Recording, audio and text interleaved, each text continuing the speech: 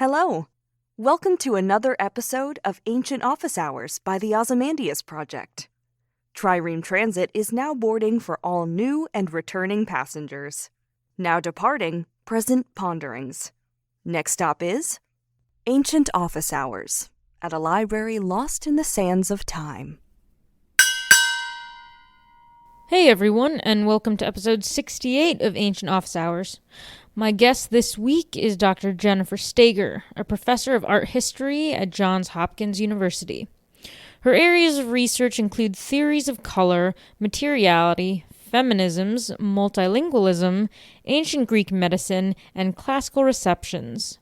She is the author of Seeing Color in Classical Art and co-authored Public Feminism in Times of Crisis, from Sappho's Fragments to Viral Hashtags. In this episode, we discussed her becoming an art historian rather than following in her archaeologist father's footsteps, her work with colorful ancient art, how the color book led her to write a book on ancient medicine, and how video games handle recreating colorful statuary. I hope you enjoy this episode, and if you like what you hear, please give us a 5-star rating and review us on Apple or Spotify. You can also subscribe to our Patreon, as this will also allow us to reach more people and make more exciting ancient world content. Enjoy. Thank you so much for joining me this evening. So I just want to, get the ball rolling and ask you, how did you get into classics and ancient history? Oh, great. Yes. Thank you so much for that question, because I have been thinking about that particularly today and yesterday, because I don't know if you can see it on the Zoom blur, but this is the only physical copy of my new book that I have personally held. And the reason I have it is that my high school Latin teacher sent it to me overnight by mail. Yeah. Because he is based in the UK and the book is only physically available in the UK right now. It was printed by Cambridge and they do this sort of timed rollout. So it was published in the UK in mid-December and it won't reach the US. I don't know exactly. I guess it's all printed in the UK, but the physical copies will not reach the US until March. And so my high school Latin teacher, Dr. Andres Reyes, who is now retired from high school Latin teaching and is continuing to work on archaeology and is based at Oxford, he went into Blackwell's and bought a copy of my book and mailed it to me, which was just so incredibly generous. And he was like, I really thought it was important that you have a physical copy. And it's true. It was really meaningful both to hold the book and look at it and, just see what its physical material reality was, and also just that he sent it to me. I'm really grateful. So that is the sort of long-winded and very current reflection. But the main thing was I went to a high school that still required people to take Latin, which was a very kind of old school requirement. And I was really, really lucky in the teachers who I had there. Many of them remain active or remained, for the duration of their lives, active as archaeologists, as, scholars of antiquity, publishing, digging in the field. And during the year, they were teaching Latin at a high school in rural Massachusetts. So what to say about that? Well, so it was both a requirement and you could keep going. And the people who kept going, as I'm sure other students of classics have experienced, the classes get a little smaller. You have so much more proximity to different professors. And, you were talking about this experience of going to office hours and then talking to your peers and finding that they didn't go to office hours. I think one of the real benefits of the size of a lot of ancient language classes, especially Greek and Latin, is that they're small enough that you have so much direct contact with the professor. And that just normalizes talking with professors, being in community with professors, having conversations with them. And it makes something like going to office hours feel really comfortable. Whereas if you're in a much larger class or you just haven't had a lot of interaction with your professors, it doesn't necessarily seem like a safe or straightforward or comfortable choice. And so I think that may be one reason that people don't go. But so, for example, my Aeneid class was only 2 students, a friend of mine who now works in the National Gallery in London and who was incredibly helpful to me in procuring some amazing images of their Artemisia Gentileschi exhibit that was just under her first name, Artemisia, that actually opened and closed during the pandemic. And so it was not really seen in person by, I think, anyone. If it was in person, it was a very short run. Most of it they had to do virtually, and I didn't get to go to London for it. But anyway, Caroline Costin was the only other student in the Aeneid with me. So it was the two of us and one professor. And that was incredible, just to have that kind of focus and attention.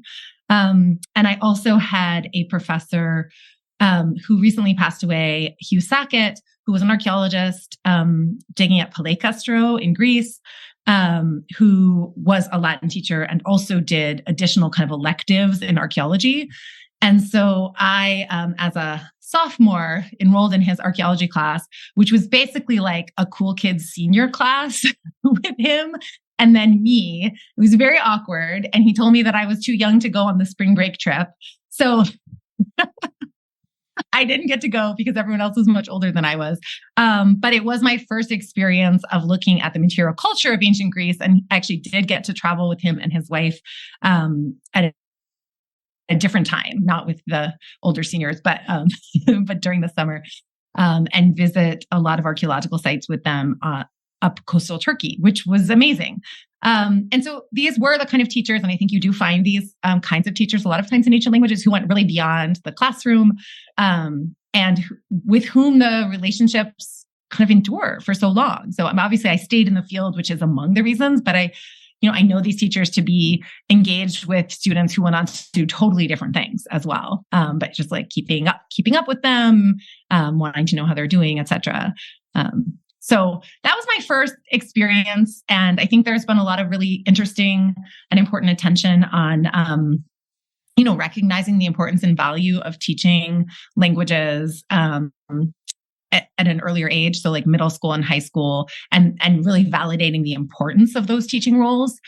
There's like a second piece of the answer, because I don't want to be disingenuous, which is that my father was an archaeologist working in the Middle East. And so I also grew up around archaeology and material culture. He didn't study Greek and Latin. And in fact, he was from a farming background in Ohio and had grown up with like biblical texts, which is how he had come into archaeology, like sort of through biblical history.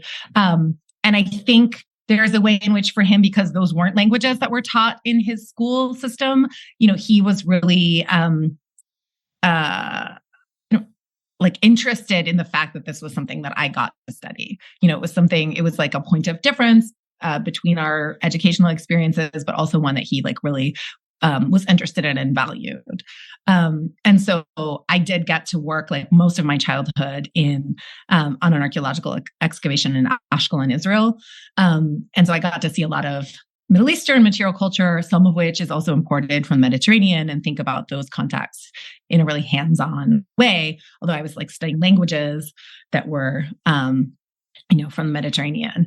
So it was kind of an interesting contrast. Hey, that's pretty cool. I don't know many people whose parents are archaeologists. So obviously, having a father in archaeology would lead you to know and see more about the field than a normal person would get access to. So, with that, did that influence you directly? So were you like, okay, he's an archaeologist, so I kind of want to go into archaeology? Or was there a time where you were like, oh, well, maybe I could be a philologist, I suppose, maybe I can do something else? Or was it always just like, no, I like the art? That's a great question.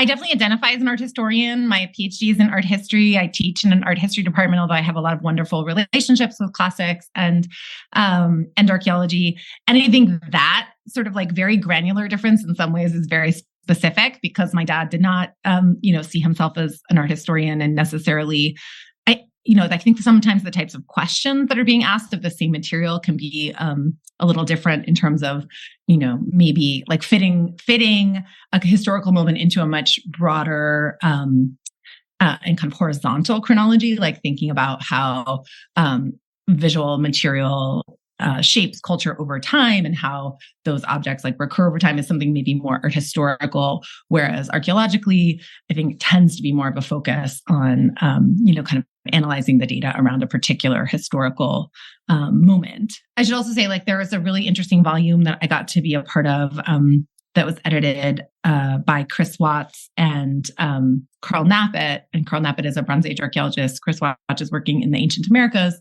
And they were really interested in that, kind of not comparison exactly, but like, what is really the difference between art history and archaeology? How are the methodologies different? And how are people approaching kind of similar material with different kinds of questions. And so it's called Ancient Art Revisited. It's both looking at, what do the ancient Americas and ancient Mediterranean have to say to each other, but also like, what do art historians and archaeologists have to say to each other? I was always really interested in the ancient world. And I just had this weird mix of, hands-on experiences in one region and then languages connected to primarily a different region. And sort of figuring out how to bring that together was something that I had to think about a little bit. And then I did work outside of, before I went to get my PhD in a totally different industry, which, my parents were like, what are you doing? But it was a good experience to step outside of academia for a little while before coming back. I mean, you raised some good points because that's the question of, what's art history and what's archaeology. I think not enough people question that, but it was funny. At Mizzou, we had the art history and archaeology department. And so when it was time to pick up a minor, I picked up a minor in art history and archaeology. And so I think I asked that fundamental question.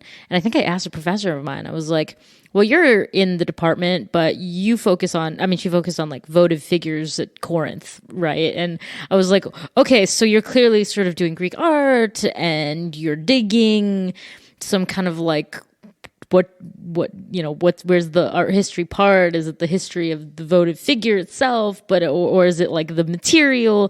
And she was like, oh my gosh, why did you have to ask me this? I don't know what I'm doing. So it brings up a lot of really interesting questions because it's a continuous question that I feel like people sort of come upon and then they go, that hurt me. That hurts my brain. I don't want to think about it again. I mean, I just asked like an art historian the other day and they were like, I don't know. And I've got a friend who's doing an archaeology program here in Athens. And, he's talking excitedly about how he's getting all this art history stuff. And then he started complaining because he was like, yeah, but a lot of our requirements and our things are tied up with art history. And I was like, so what's the problem? Should they not be together? Like they often are. Like it's weird if they're separate. And that, opened this whole can of worms of like, well, a lot of times they're together, but should they be separate? And if they should be separate, why are they separate? Or if they shouldn't be separate, why did they need to be together? And I was like, oh my gosh. So it's like fascinating. And I was like, I love art history. I totally agree. And I think, on the one hand, like I'm not anyone to get deeply invested in like policing disciplinary boundaries because those are relatively modern and, hugely artificial. And at the same time, like there are different disciplinary histories, even if they're all kind of coming of age in a similar kind of late 18th, early 19th century moment. And like the history of ancient Mediterranean antiquity also is still in this very liminal place in terms of where it gets taught. So my understanding is that most programs in Europe do not teach Greco-Roman or Mediterranean antiquity within an art history program. There may be one or two, but in general, that happens within a classics faculty. In the US, sometimes, like where I trained at Berkeley, there was a robust ancient Mediterranean program of long standing within art history. You could also study Mediterranean antiquity within a classical archaeology program in classics or through a non-disciplinary or kind of extra-disciplinary program, AHMA, Ancient History and Mediterranean Archaeology, which was more focused around area studies and making sure you had, the historical knowledge, the languages, the archaeology, and the art history for the particular area that you were going to focus on, and maybe with a particular emphasis on cross-cultural or intercultural connections and exchange. So there were like three different ways on the same campus, and we all interacted with each other and often had the same professors, but also were doing our work within distinct disciplines with their own kind of methodologies and their own, in some ways, disciplinary histories. So it's very liminal. And then, the question of whether an art history program is going to have someone teaching, ancient Mesopotamian art or ancient Greek art or ancient Roman art or ancient Mediterranean, or another region of antiquity or not is an open one. Not every art history program has it, some do. And then, of course, there are material culture people who are housed in a classics department where the majority of their colleagues are teaching language. And that's a different, in some ways, experience. So like my department, History of Art, one of my colleagues teaches Mesopotamian art and And we, tend to partner in advising students and sometimes have collaborated in teaching classes. But we have colleagues in other departments who are also teaching ancient material culture.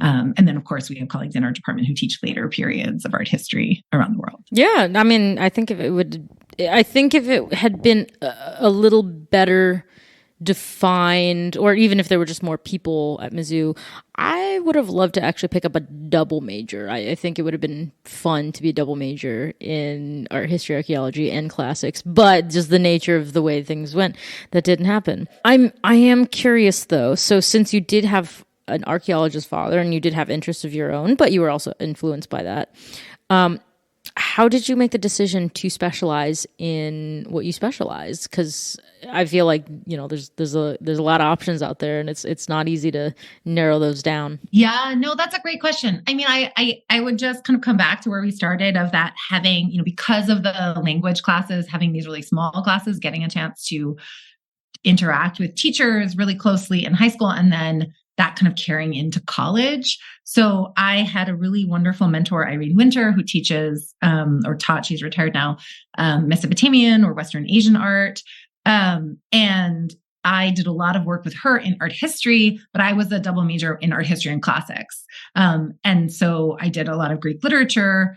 And that was almost like adjacent. They weren't totally integrated pathways. They were like not totally separate, but they weren't always or overlapping. And so when I graduated, I went to the UK for a year, and I did a 1-year master's in classical archaeology, which was mainly a coursework master's, doing like Anatolian archaeology. And I think in some ways, maybe the contrast between that and having done a lot of art history with Irene and with other professors as an undergraduate helped me to realize that I wanted to do my PhD in an art history department specifically.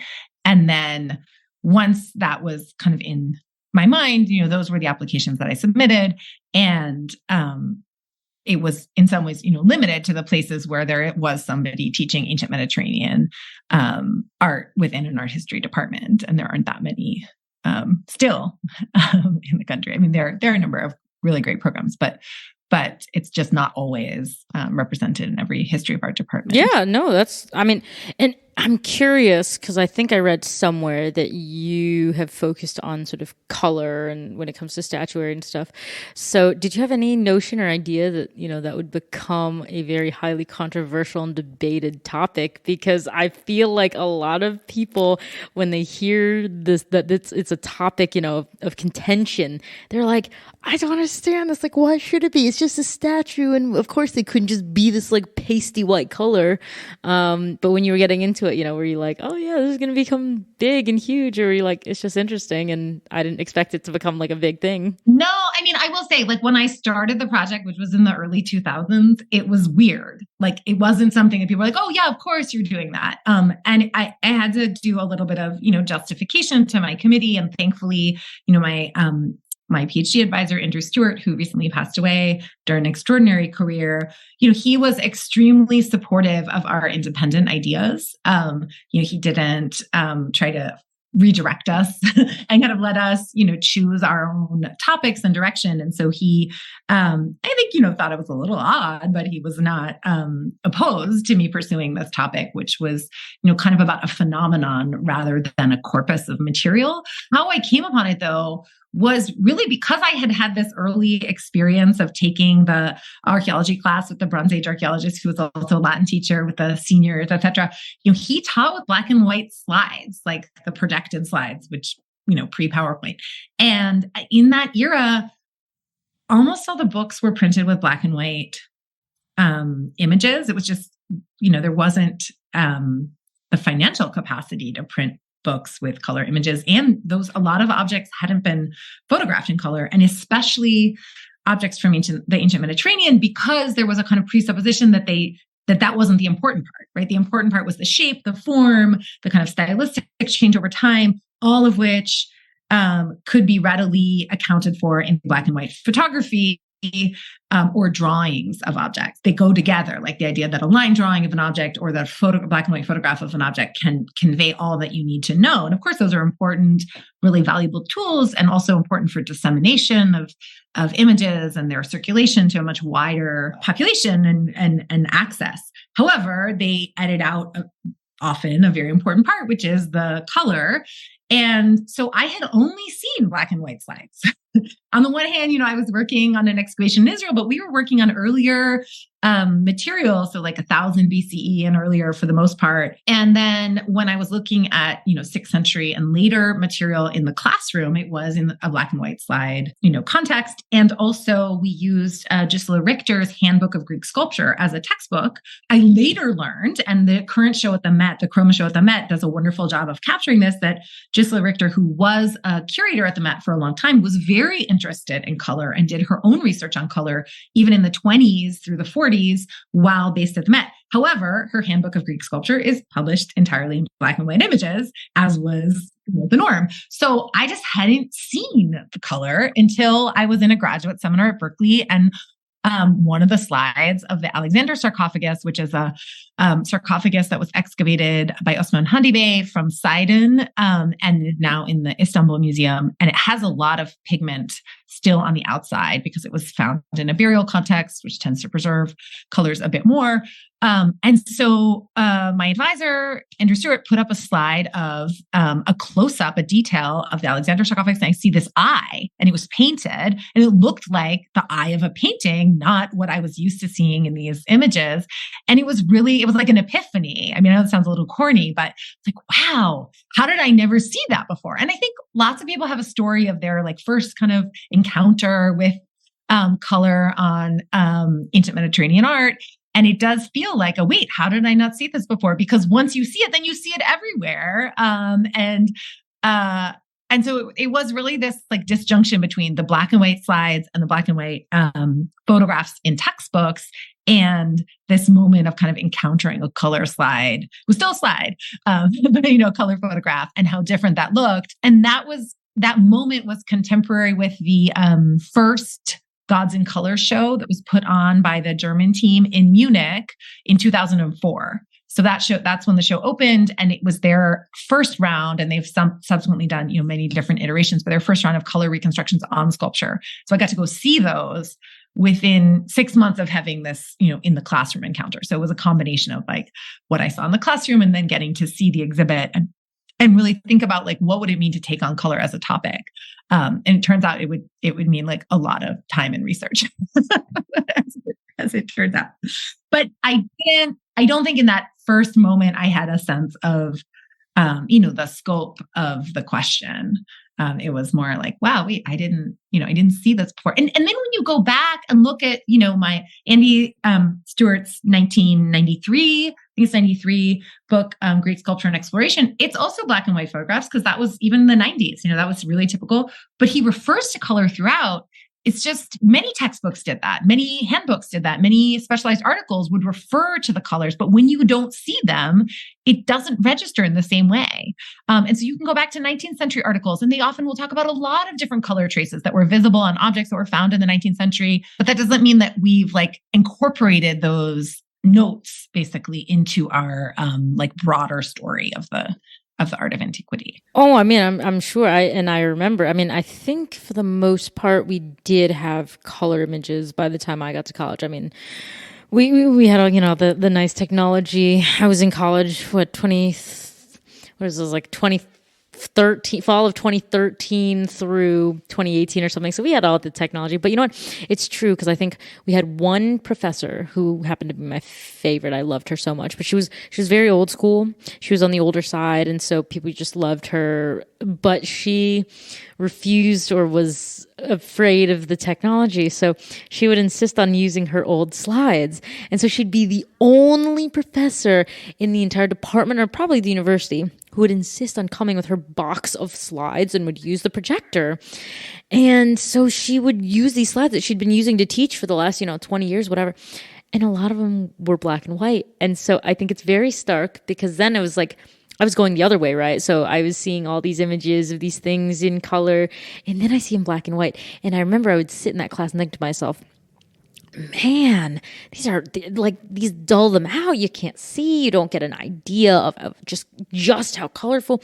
And I think it would have really changed my idea or perception about them. And so, I can only imagine going the other way. No, I love that you were going in the opposite direction. And it's true that digital photography has allowed the circulation of, high quality color images in a way that just really technologically wasn't an option before. And people, hand added colors to prints. They, would include some color images in the part of the book. But like, I was very lucky for this, my recent color book that the whole program is in color. And that was something the press, made a point of doing because the book is about color, but also it's only possible because of digital photography and printing costs. And you still have to deal with the, kind of spectrum of what's available in the actual moment of printing.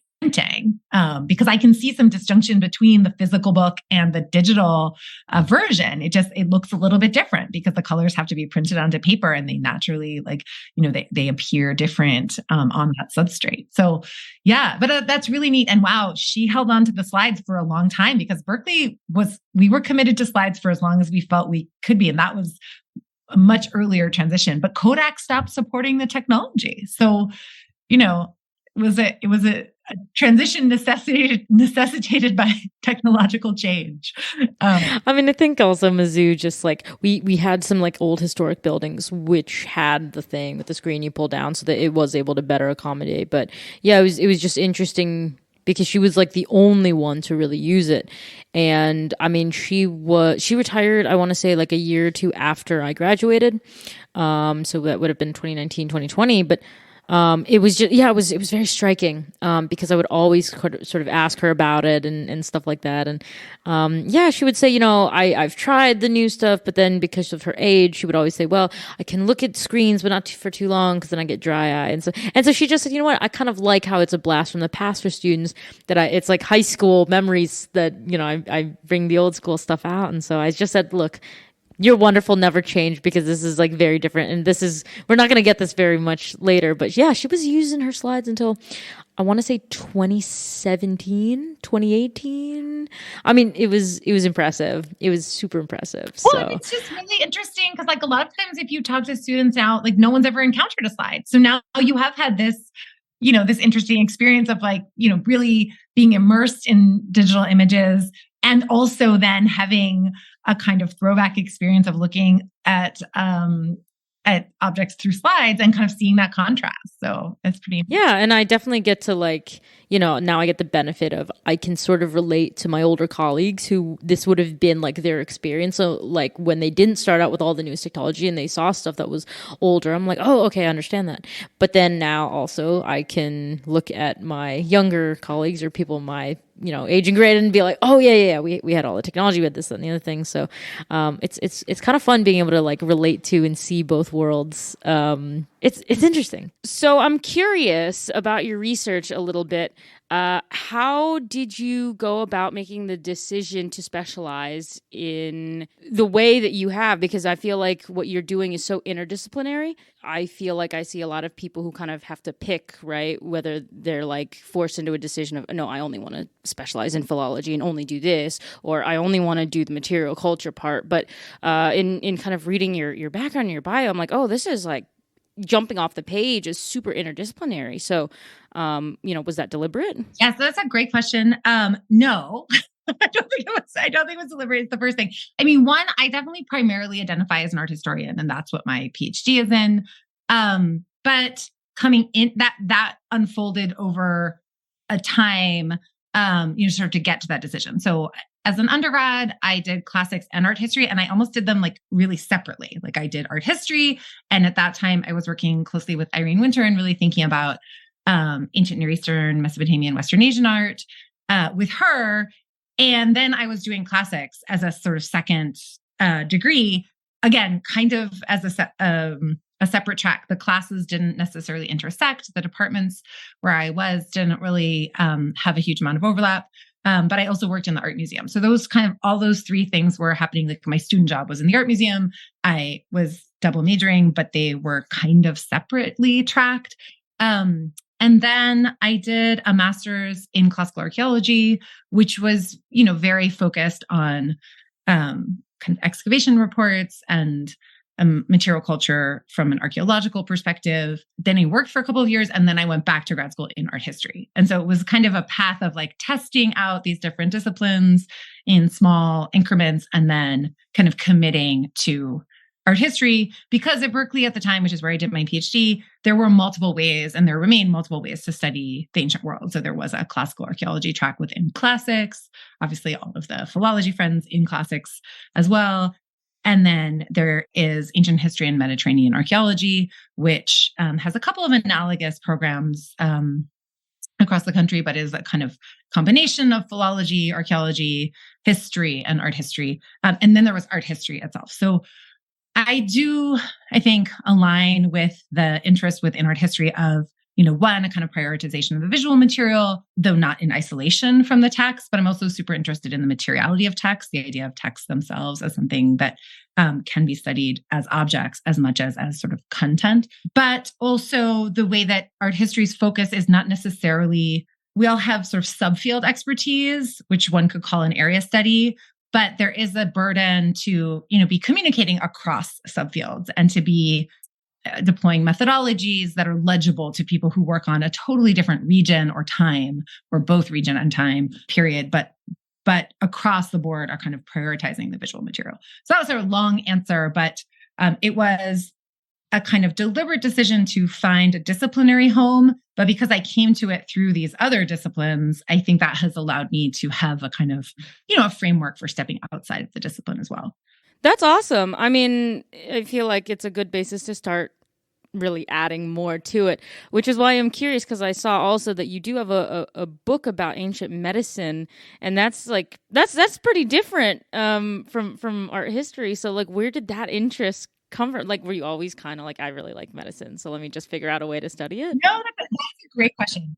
So it actually comes out of the color book, weirdly, but one of the arguments in the color book is that color as a phenomenon is largely approached as a material phenomenon. So thought about as something that imbues in its materials, which is not, I think, a concept that is so unusual for art practitioners, even in contemporary moment, but is not how theoreticians of color have historically talked about color in modernity, where we think about it as something that's dematerialized and that doesn't have a kind of direct attachment to earth or stone, but is something that's kind of perceived. Whereas I think a kind of pre-Newtonian or pre-modern understanding of color across a range of cultures and over a long period of time, is to think about color as something that inheres in materials. So the tie-in between the first project and the second project is actually that at the level of material, there are a lot of stones, earths, pigments that are both used by artists as colors and used by healers as remedies. And a lot of that is tracked in, for example, Pliny's Natural History or Theophrastus's earlier natural history work in Greek.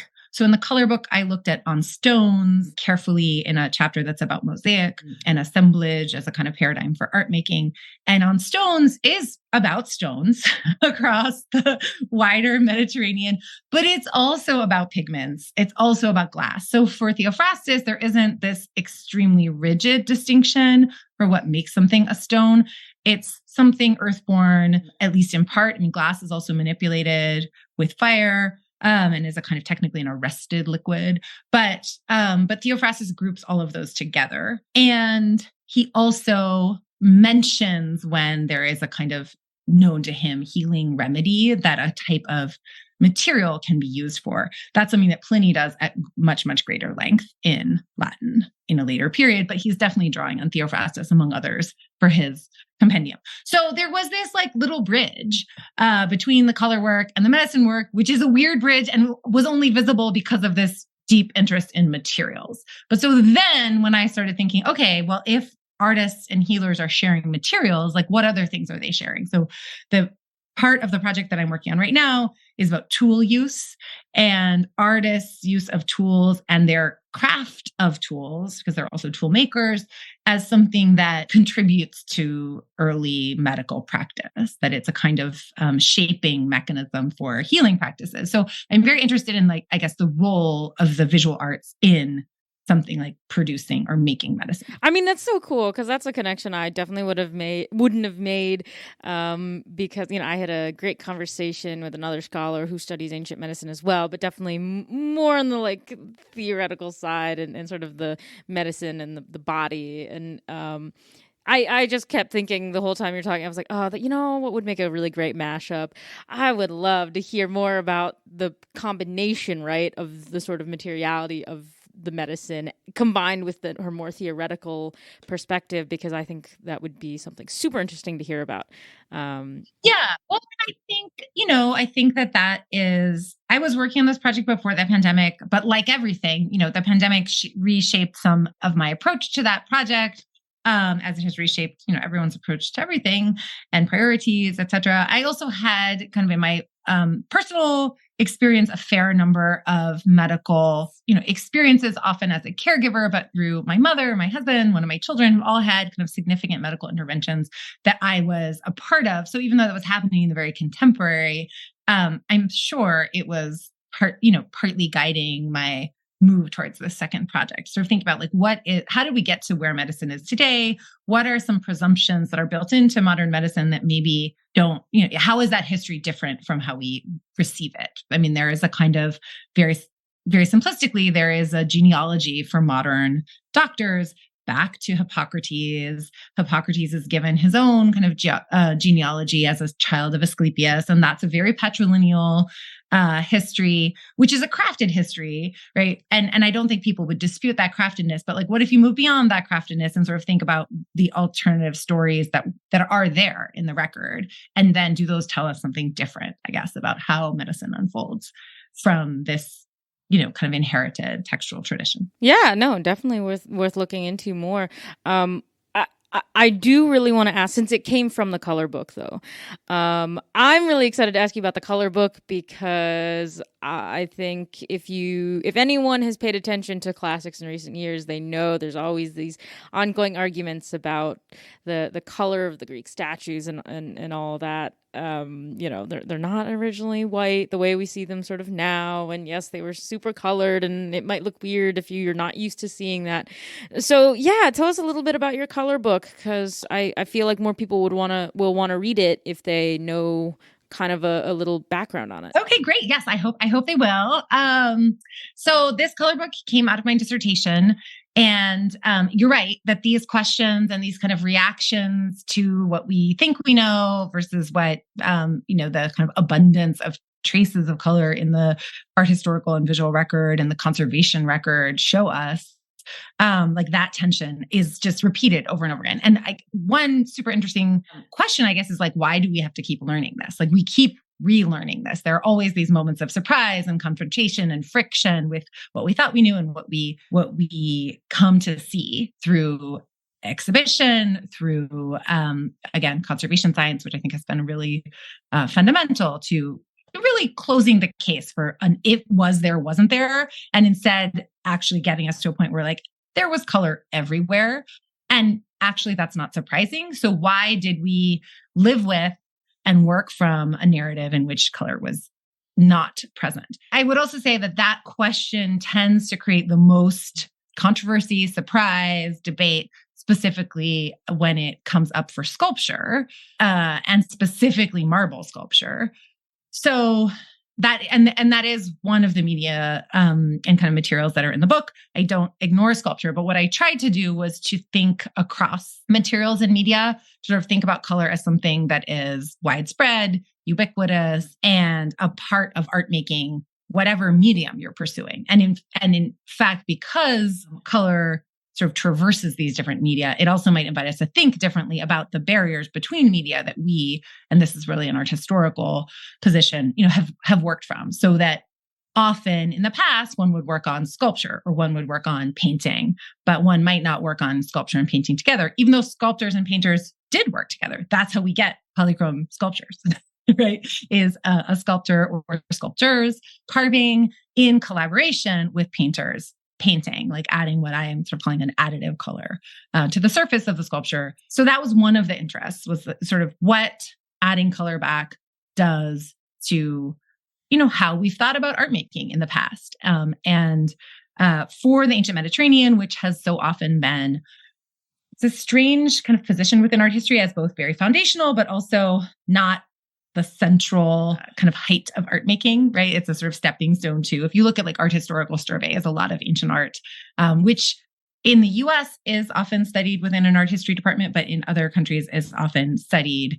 Art history more commonly starts with the early Middle Ages or late antique, kind of post-Christianity, quite frankly. And so this sort of question of where ancient art belongs, does it belong in a classics department? Does it belong in an art history department? And how, if you're studying ancient Mediterranean art from inside an art history department, one, obviously you don't fail to be in conversation with your colleagues in classics and in archaeology, but how is that maybe a different place to be studying this material than if you were situated in a different department where the demands on your time might be different as well? So those are questions that were present for me. Also, the timing was very specific. So I started my PhD in August of 2003. And I, along with your previous guest, Nandini Pandey, was very lucky to be participating in this interdisciplinary center called the Townsend Center at Berkeley, which gave us summer funding to pursue interdisciplinary research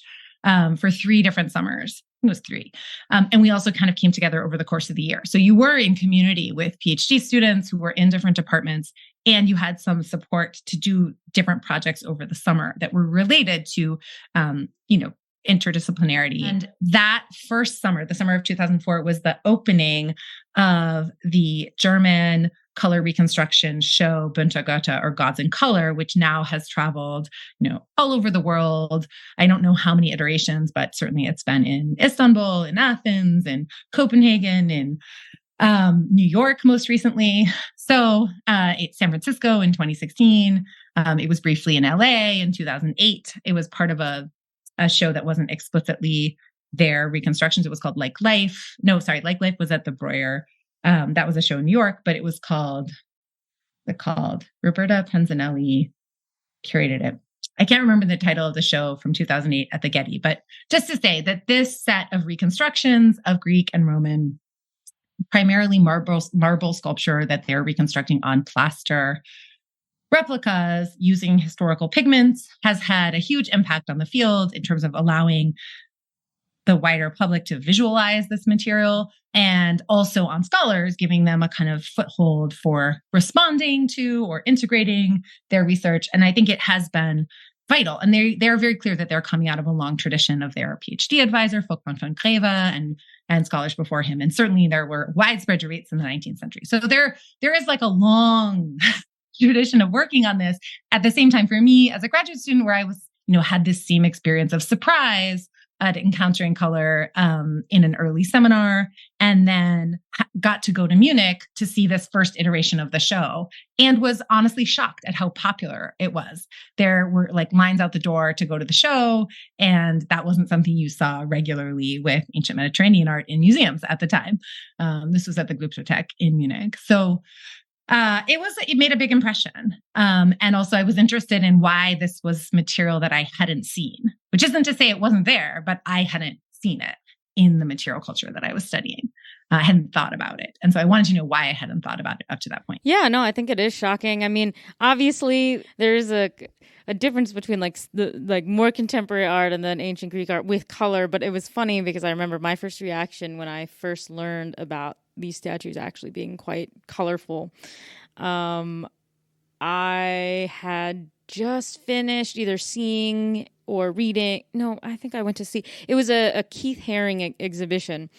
And it was so colorful. And I keep thinking to myself, wow, what if the Greek statues were like this and these bright colors that he used? I mean, they weren't quite. It was a very different vibe. But that's the kind of shock that I would describe, right? Seeing where you walk in and you're like, what is this? I think people have had that. They keep feeling that shock over and over.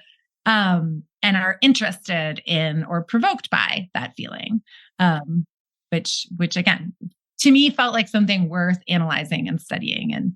And it kept being interesting, right, for a very long time. To be able to sustain your interest over the course of writing a dissertation, research and writing a dissertation, and then transforming that dissertation into a book, like it has to be a pretty cool topic. Right. I'm curious. Okay, so since you would describe yourself as an art historian, which awesome. I got minor in art history, so I'm like, well, I can't really claim to be one, but it's fun to sort of still have the skills.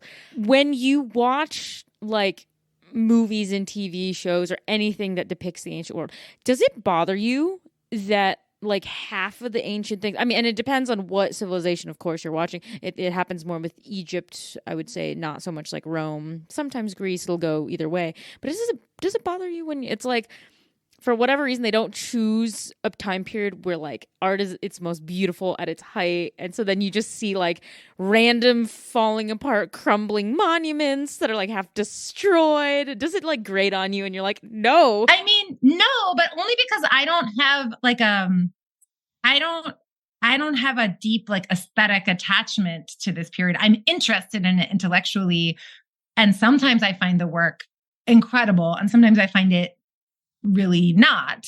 And that to me seems fine. So I don't, but I do think the movie approach or the video game approach, like some of it is like the fantasy or the kind of romanticism of the ruin is something that gets kind of perpetuated by films, where that is sort of what people want to see. They want to see a little crumble. They don't want a perfect restoration. I think that's also something that people have chafed against in these color reconstructions, is it feels uncomfortable to them to have the whole body finished or whatever, not just be a fragment, because we have so romanticized the fragment or the ruin. And lots of artists have done that subsequent to, the historical moment that's being reconstructed. No, but I also think that increasingly, and you've done a lot of work on video games in the ancient world, so you would, I think, have more insight into this than I. But like, I am really interested in how much work, and I'm most familiar with Ubisoft and the Assassin's Creed series, not as a player, just as a spectator, but how much work they've done to recover color. And yes, I think you're right, preserve a certain ruin aspect, like what you're climbing is not the whole building, but they also have really added back a lot of elements that you can't see in person. But you can climb the rooftop and see the frieze set up in the temple, and that's a very cool feature. I'm very impressed with that. The one I'm thinking of, so I have a section in the book in the color book that's on bronze statues, because I think, we have an increasing number of bronze statues from the ancient Mediterranean to look to. It's still very few relative to their widespread presence in antiquity. And so that's one of the issues that comes up in color reconstruction, is we're so often working from a later marble iteration of a bronze statue anyway, which exists, is also produced by an artist, is its own artwork, but is a different artwork than the bronze that it may be citing or working from.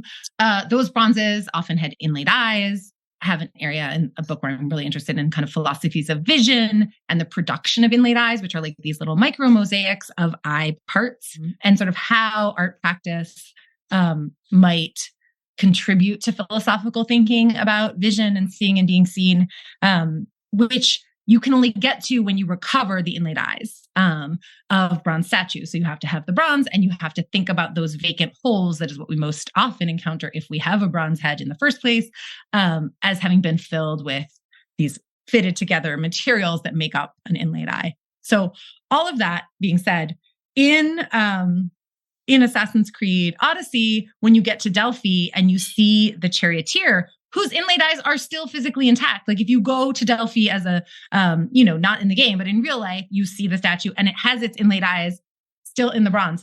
A rare example of both eyes being intact, etc. Strangely, even though they have done a wonderful job of adding color back to Delphi as a sanctuary, they have made the eyes completely monochrome. They're a kind of gold bronze, which is the whole statue is. They've done a great job of giving us the brightness of the bronze rather than its patina over time, but they got rid of the inlaid eyes. And I find that so strange because the inlaid eyes are actually there. So, I don't know. I mean, I would be curious to talk to the developers, like why that detail. Was it too weird to see the inlaid eyes? People definitely describe an experience of that being creepy to have the eyes like looking back at you. But of course, that's part of it, right? Like ancient people probably found it creepy too. And that's why the statues had them. They wanted the creepy. I mean, I suspect it's such a small detail that like they just didn't like. Like most things, right? It comes down to probably a budget, money, time thing.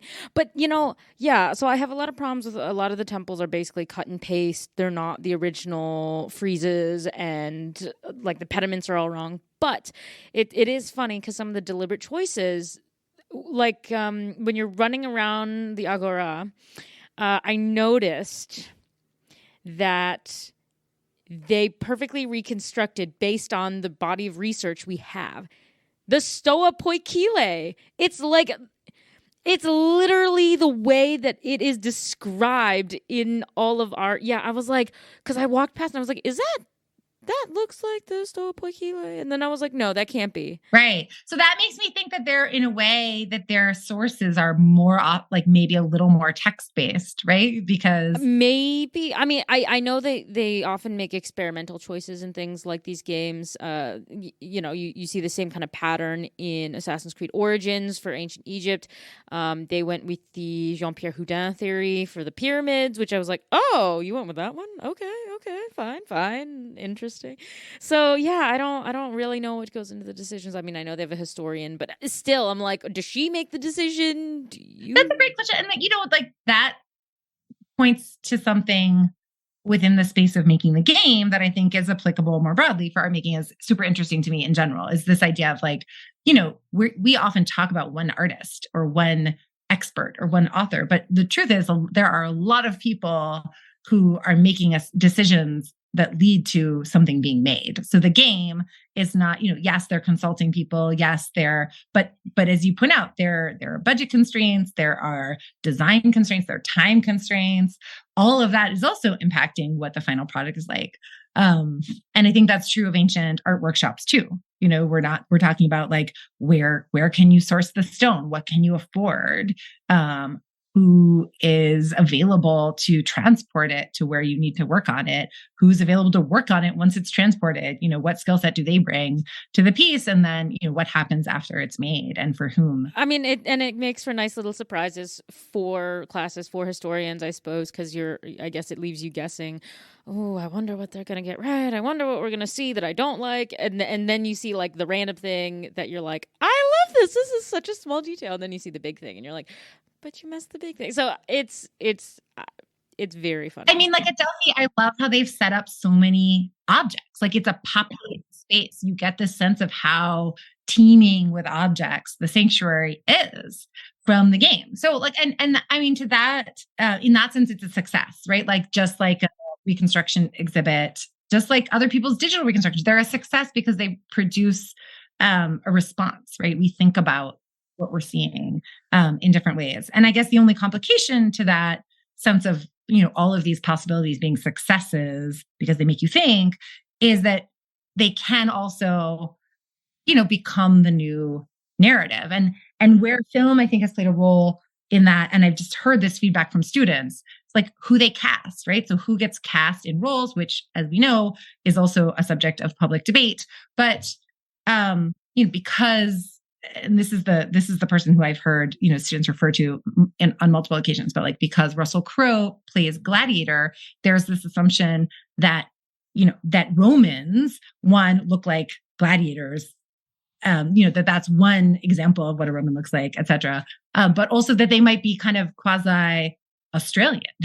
And then, so like there's, not that people are not able to see that it's an actor playing a role, but that there is a kind of slippage where because he plays this iconic role in what is now a kind of old film, but a film that a lot of people have seen, that becomes a default for what a Roman man might have looked like. And in fact, we know from research like Professor Pontes and many others, like that there is such a wide diversity of how people looked in the Roman Empire and in earlier periods in antiquity. And so that, I mean, obviously that puts a lot of pressure on the filmmakers to be more creative.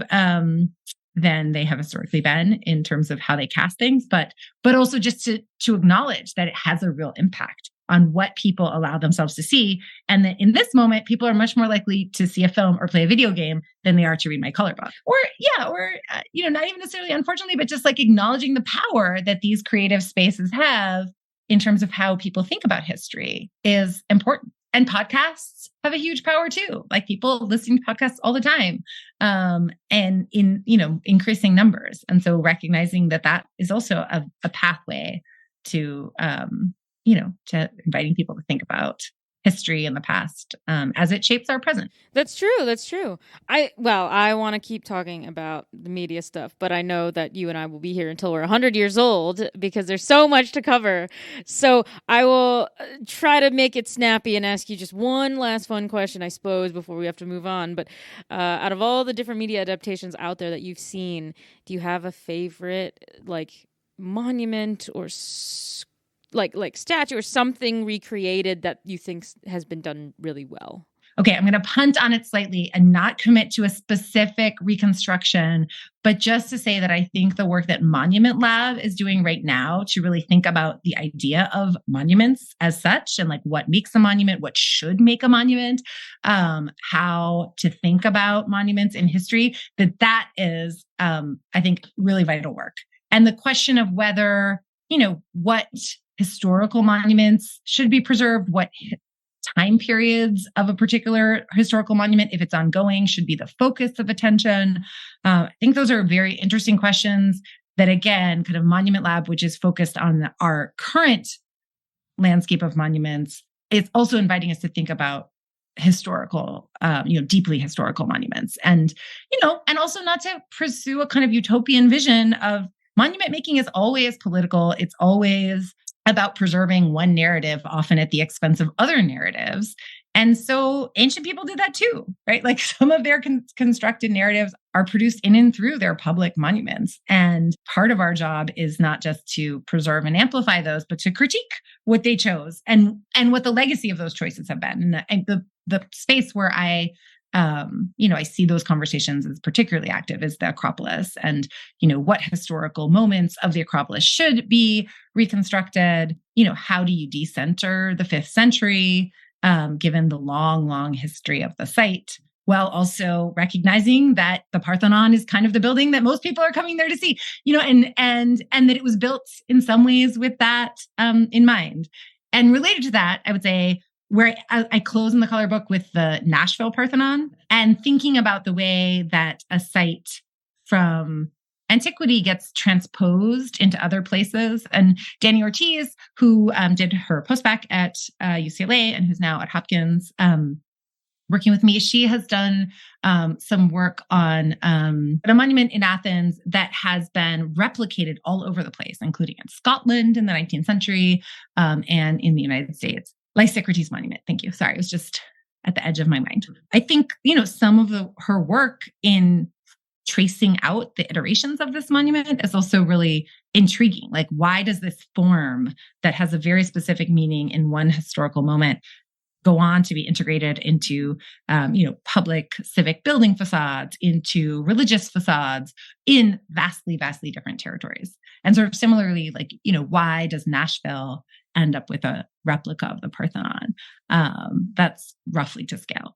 And what does it mean that they chose to invest that kind of energy and capital into producing one in the late 19th century? There are kind of 3 hopefully easy questions that I kind of asked to end the interview portion of the podcast. The first one was, when you were a student, did you attend office hours? I did. I guess I would just encourage everyone to. I know that part of the backstory of the podcast is that you, as a student, attended office hours and found that you were in the minority. And it's true. I think that students, one, their time is extremely booked out, but also that there's, it's meant to be an open space, but at sometimes it doesn't seem inviting, or it's only if you need paperwork signed, et cetera.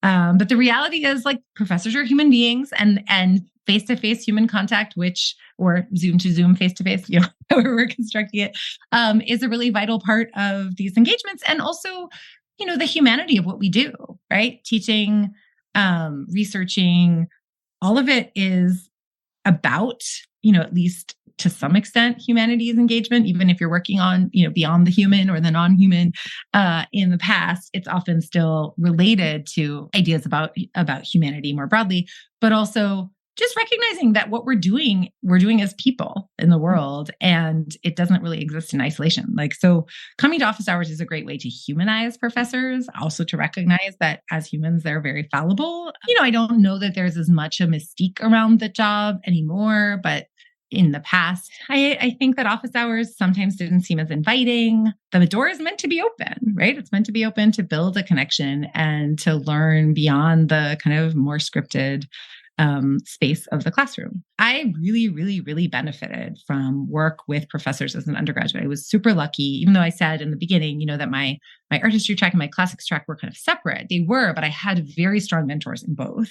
And so I worked very closely with Irene Winter, who took me to New York for the first time in my life, really as a field trip. But, that was there was just one other student with us, and it was just two of us and her.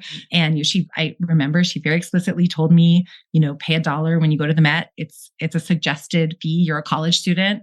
And I wouldn't have felt permission to do that.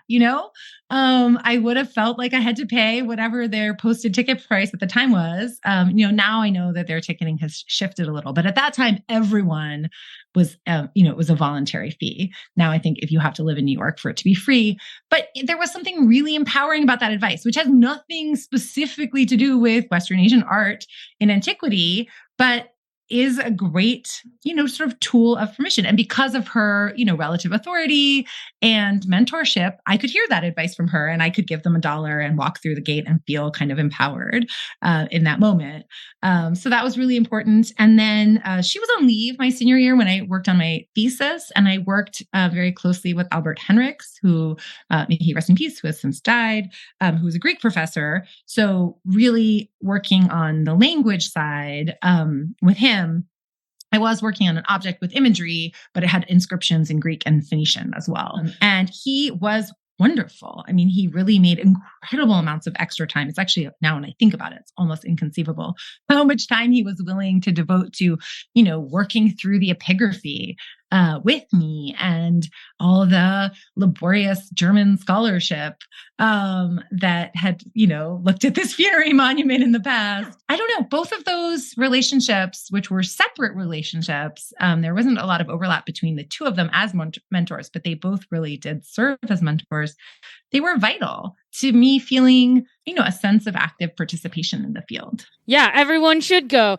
I'm so happy that answer kind of also answered the other two questions. So, no, I was like, that was actually the most succinct way you could have done it. So it's perfect. So at the end of each podcast, I have all of my guests read Shelley's Ozymandias poem. And if you could read it and then just give us your thoughts on what this poem means to you and why you think people find this poem so intriguing all these years later. I met a traveler from an antique land who said, 2 vast and trunkless legs of stone stand in the desert. Near them on the sand, half sunk a shattered visage lies, whose frown and wrinkled lip and sneer of cold command tell that its sculptor well those passions read, which yet survive. Stamped on these lifeless things, the hand that mocked them and the heart that fed. And on the pedestal, these words appear. My name is Ozymandias, King of Kings. Look on my works, ye mighty, and despair. Nothing beside remains. Round the decay of that colossal wreck, boundless and bare, the lone and level sands stretch far away. I hadn't thought about this poem in connection with another poem, which is now currently escaping me, but that is about a kind of fragmentary statue. But this idea of something that's designed to endure, and in a sense has, right? Or you wouldn't be able to produce this ekphrastic description of the pedestal and the words and the fragments of the sculpture. Obviously, it is, to your point about, the ways that movies and video games and other media have captured the ruin. It's also, as a poem, focused on the shattered visage, the way that the object no longer presents as the kind of commanding whole that it was designed to be, that it isn't the same monument that it was designed to be. I guess the thing that it's bringing to mind for me right now is that any monument is always going to be approached by a different person in a different moment, even if it's only 3 seconds apart, as a unique encounter, right? And so here we have a kind of ekphrastic description of one encounter that emphasizes the pastness of the monument, the pastness of this kingship. Look on my works, ye mighty, and despair. And yet, are we despairing looking on this poetic description of the sort of surviving but diminished? I don't know if diminished is the right word, but sort of less monumental, right? This is not the description of an imposing monument. This is just a description of a monument that is no longer dominating the landscape. And so his inscription, in a way, comes to us from a place of postness, that we are after this moment where one might look on him in despair, and instead we might look on this poem and think about the evolution of time, the relentlessness of time, and in a way the fragility of even the very monumental of objects of the past. So those are things that come to mind for me, but I am not a poetry scholar, and I would invite other guests who are more skilled in the art of poetry for their commentary. But this is so perfect. This is why I don't. Well, this is why I ask anyone who comes on the podcast, but also this is why I don't make a point of asking just poetry scholars, because I love the perspectives that come. And actually, it's funny because I've now read this poem so many times. I mean, I can recite it in my sleep. It's been my favorite poem since I was like 12. But until just now, I hadn't really sat and thought about the poem itself as an ekphrasis. And this is why I love talking to art historians, because I'm talking to mostly classicists who do philology and they don't describe it. And, they get all the other meanings and messages out of it. But wow, it's an ekphrasis. That I knew I liked this poem. I work with a lot of poetry, but as an art historian and kind of seeing what poets are able to pull out of the language, I'm always incredibly impressed with what poetry scholars and poets themselves can see or hear in a text. I guess, the part that I can see and hear is the ekphrasis. That's good, because I learned something new from every person who reads it, even though, one will eventually think, oh, well, can I really learn that much new? Because I've read this thing or I've heard it read to me so many times. There's always something new. So it's quite exciting. So that's my lesson for today. I've kept it. It's an ekphrasis. But when I normally read this poem, I read it for, and one of the things that sticks out to me is that it's a memento mori, right? It's a reminder we will die, and it's really about the ephemeral nature, not of just political power, but of all power. Ramesses II thought he was going to have his civilization be the way it was when he was pharaoh for eternity, let's say, well, look at it now, kind of. So, considering that it isn't, the power of legacy and the power of all these things that go into it, and monumental architecture, but also just monumentality as a legacy.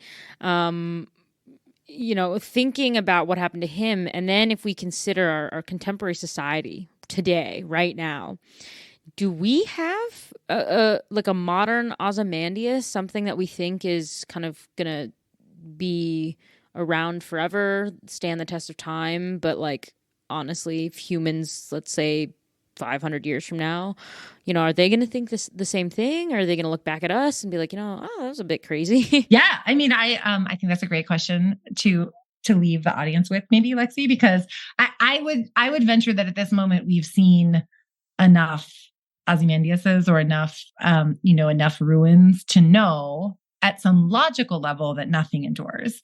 And yet it's very, very hard in the immediate moment to believe that, and at some much more, widespread level, that's where we seem, as a broader society, very stuck with respect to climate change. Is it possible for us broadly, planetarily, not to endure?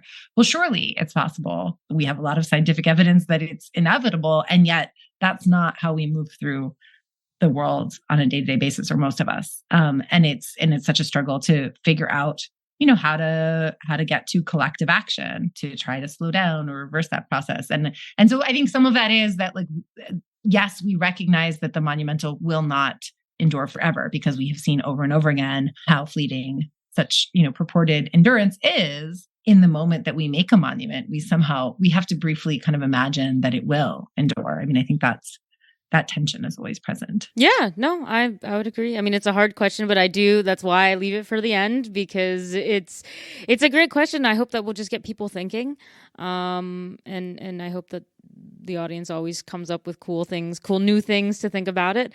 But the very last thing I do want to ask is, where can people find you? If they want to look, find your research, your musings, your work, anything, or even your email to email you about maybe coming to take a class with you. Yes. Oh, thank you. That's a great question. So my email is jstager1 at jh.edu. That's my work email. And it should be also on the Hopkins website. And there's a link to some parts of my research on the Hopkins History of Art faculty website. But I also have my own website, which is jennifersteger.com, where I have tried to capture a variety of different projects and to sometimes speaking engagements. I tend to post about those after they've happened rather than before, which is not that useful. But I'm open to hearing from people and would love to be in contact with your audience. So either email the Hopkins History of Art website, which is my work presence, or jennifersteger.com, which kind of captures the range of different projects that I've been involved in more recently. Great. Well, we will make sure to link any or all of that in the show notes so people can go and we'll make you findable. We're all about accessibility here. So I just wanted to thank you once again, for coming on and doing the podcast, because it's been just such a pleasure. And I always love talking to art historians. Oh, well, thank you so much, Lexi. I really appreciate the invitation. I look forward to talking to you more about podcasting in general. Thanks again. Trireme Transit is now departing ancient office hours. Next stop is Present Ponderings.